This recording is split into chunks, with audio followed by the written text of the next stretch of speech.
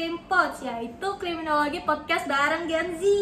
Nah sekarang ada pepatah bilang tak kenal maka tak sayang. Perkenalkan, saya Cerencia Blandina Zilibu dan di sini ada bintang tamu kita, Bu Monik, selaku dosen kriminologi di Universitas Budi Luhur. Bagaimana Bu kabarnya? Sehat? Kabar baik ya, Iya, walaupun nggak lagi fit banget ya. Lagi hujan juga ya, mulai lagi musim sakit. Oke, iya kena virus flu dan batuk nih. Iya, jadi kita mau ngobrol-ngobrol sedikit ya Bu. Kita mengambil tema tuh kekerasan terhadap perempuan, di mana kita mengangkat subtemanya KDRT terhadap pasangan suami istri. Nah, jadi sebelumnya tuh kita mau nanya dulu nih bagaimana pendidikan Ibu, latar belakang Ibu di Universitas Budi Luhur ini. Oke, kalau saya menjadi dosen di kriminologi Budi Luhur sejak tahun 2014. Gitu. Jadi kalau latar belakang pendidikan memang S1 dan S2-nya dari kriminologi Universitas Indonesia. Nah, sejak 2014 di sini menjadi dosen tetap ya hingga sekarang gitu, bertemu dengan dosen-dosen yang lain, dengan kaprodi yang sudah pernah berganti gitu. Jadi Ibu jadi dosen kriminologi juga karena udah relate ya sama S1 S2-nya gitu. Benar karena memang zamannya saya kuliah itu kan sebenarnya kriminologi belum banyak diketahui oleh kalangan masyarakat gitu ya. Nah, makanya saya tertarik, akhirnya hingga sekarang ini saya ingin mengedukasi masyarakat gitu, tahu loh ada loh yang namanya ilmu pengetahuan kriminologi gitu. Jadi sejauh Ibu ngajar di Universitas Budi Luhur ini ada suka dukanya nggak sih Bu?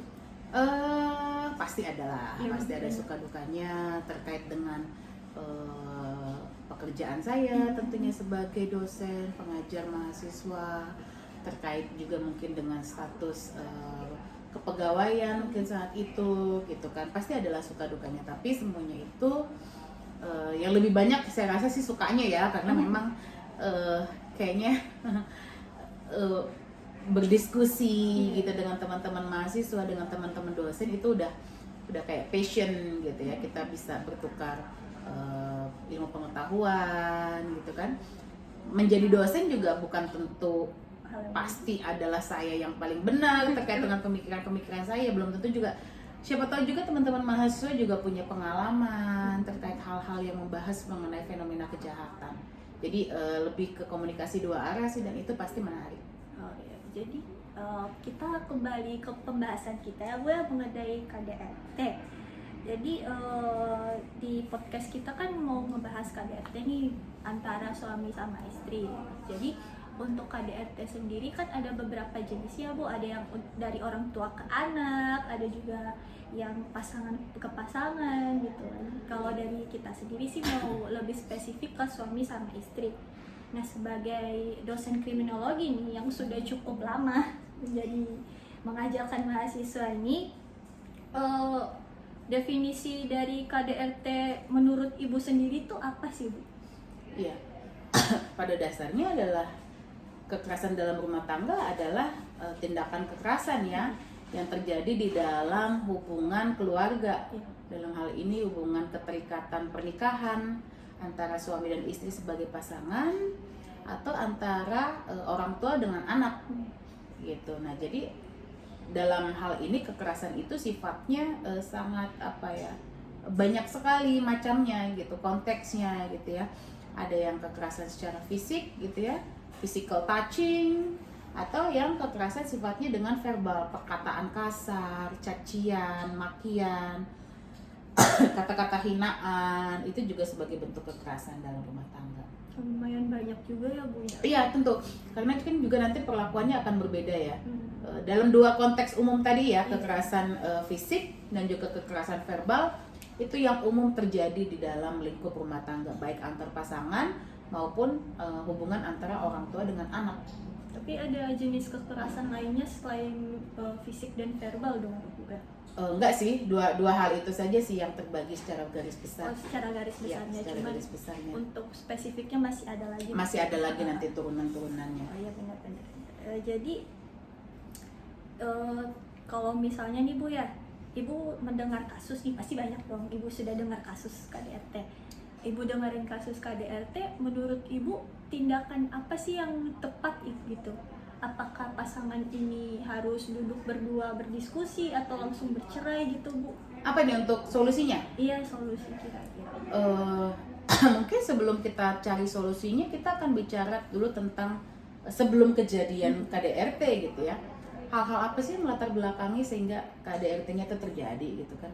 Kan nggak akan ada asap kalau nggak ada api gitu ya, nggak akan ada KDRT-nya kalau tidak ada gejala-gejala awalnya, latar belakang penyebabnya gitu.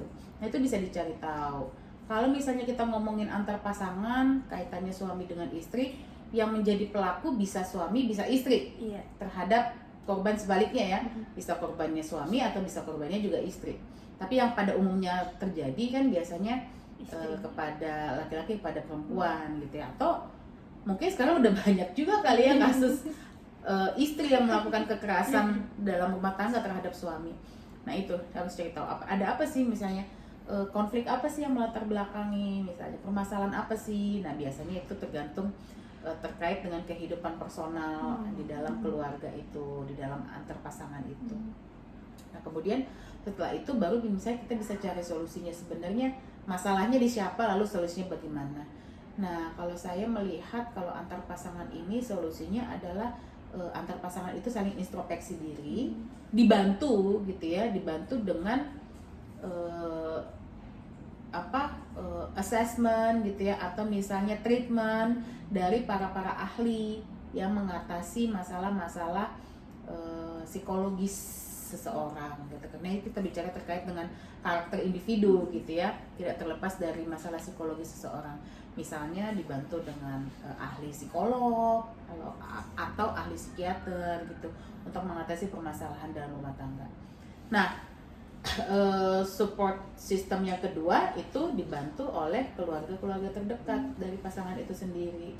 Misalnya orang tua masing-masing pasangan misalnya ya, yang sifatnya tentu akan melihat secara objektif ya, sebenarnya apa sih penyebab atau latar belakang kekerasan dalam rumah tangga itu terjadi. Lantas orang tua masing-masing pasangan tidak langsung menyalahkan, misalnya menyalahkan menantunya, biasanya gitu ya, atau menyalahkan pasangan yang lainnya, tapi lebih ke sebagai pihak yang netral yang justru mau membuka jalan pikirannya untuk bisa mencari solusi yang terbaik antar keluarga ini. Misalnya biasanya kalau kita bicara tentang KDRT, biasanya ujung-ujungnya yang paling akhir adalah perceraian gitu ya.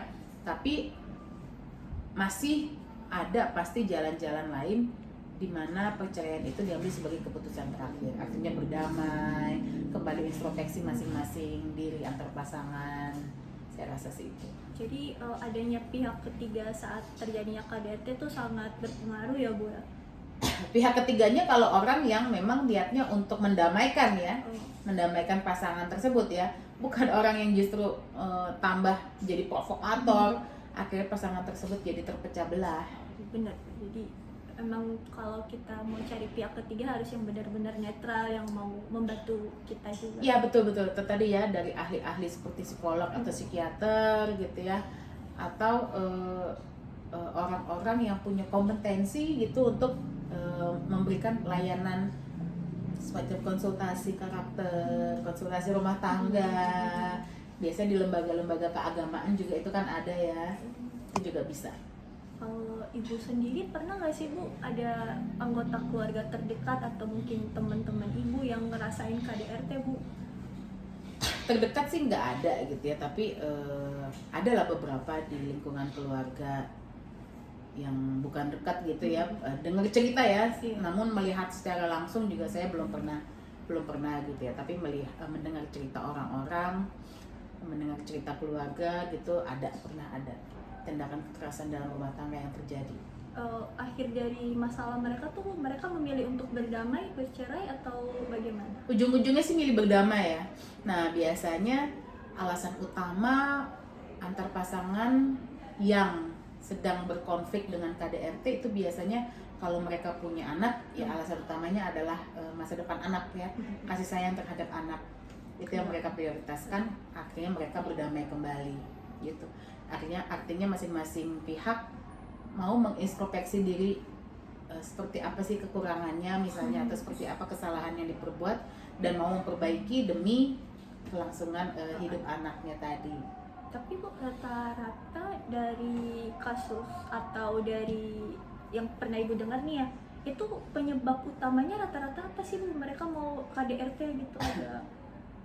Sebenarnya rata-rata penyebab kasus KDRT ini adalah kurang komunikasi yang transparan ya antar pasangan gitu. Jadi komunikasi yang kurang berlangsung dengan baik gitu kan menimbulkan rasa saling curiga gitu kan, tidak saling terbuka lagi, lantas hal-hal yang sifatnya berubah dari bentuk perilaku gitu itu dianggap sebagai jangan-jangan gitu, jadi mencurigai gitu ya, jadi curiga gitu. Jadi biasanya sih seperti itu, karena komunikasi yang tidak terbuka, komunikasi yang tidak transparan, yaitu tadi ya mungkin karena waktu ketemu antar pasangan mungkin sama-sama sibuk, atau kalau suaminya yang lebih sibuk di luar, lantas perhatiannya kurang ke keluarga, biasanya itu yang menjadi penyebabnya. Begitu ya Bu ya.